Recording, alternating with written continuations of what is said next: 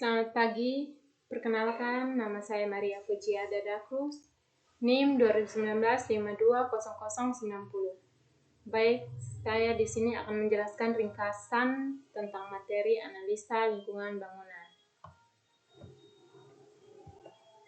Materi yang pertama yaitu AMDAL atau analisis mengenai dampak lingkungan. AMDAL adalah kajian mengenai dampak besar dan penting untuk pengambilan keputusan suatu usaha dan atau kegiatan yang direncanakan pada lingkungan hidup yang diperlukan bagi proses pengambilan keputusan tentang penyelenggaraan usaha dan kegiatan atau peraturan pemerintahan nomor 27 tahun 1990. Selanjutnya, grafik dampak lingkungan. Baik, sedikit galeri mengenai analisa mengenal dampak lingkungan. Selanjutnya, dampak terhadap lingkungan.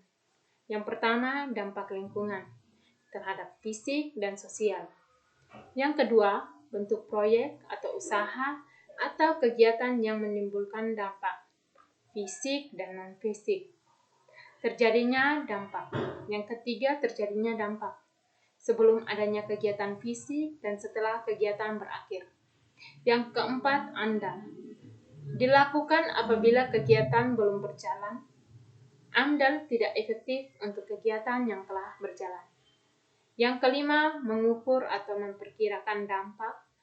Adanya kegiatan yang jelas dan adanya garis dasar atau kondisi atau zona lingkungan awal.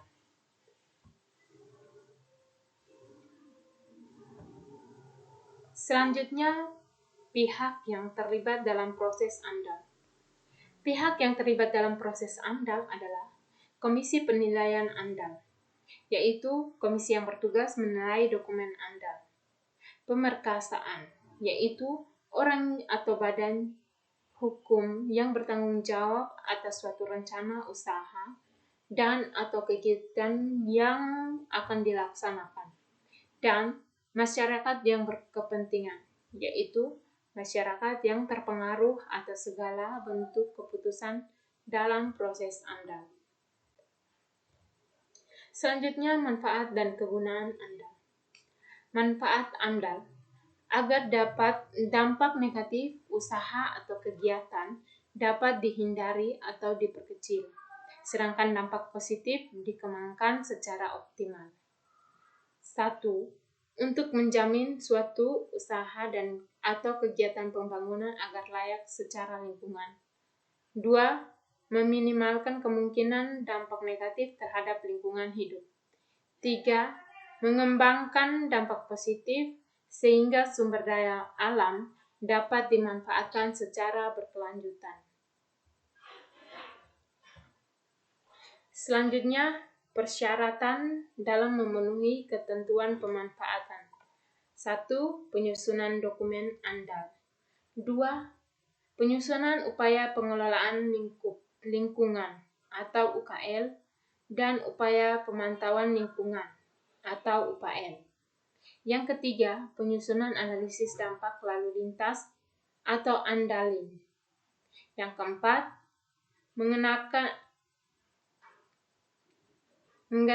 biaya dampak pembangunan dan atau aturan disensitif lainnya.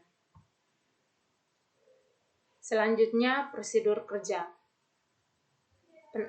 Penapisan. Yang pertama, pelingkupan. Yang kedua, kerangka acuan. Yang ketiga, AMDAL. Yang keempat, penyusunan RKL dan RPL. Yang kelima, penyusunan laporan AMDAL. Yang keenam, dokumen ringkasan eksekutif. Baik, selanjutnya kota yang berketahanan. Tingkat pertumbuhan penduduk, perkotaan dan urbanisasi yang tinggi berdampak pada semakin tingginya proporsi penduduk perkotaan.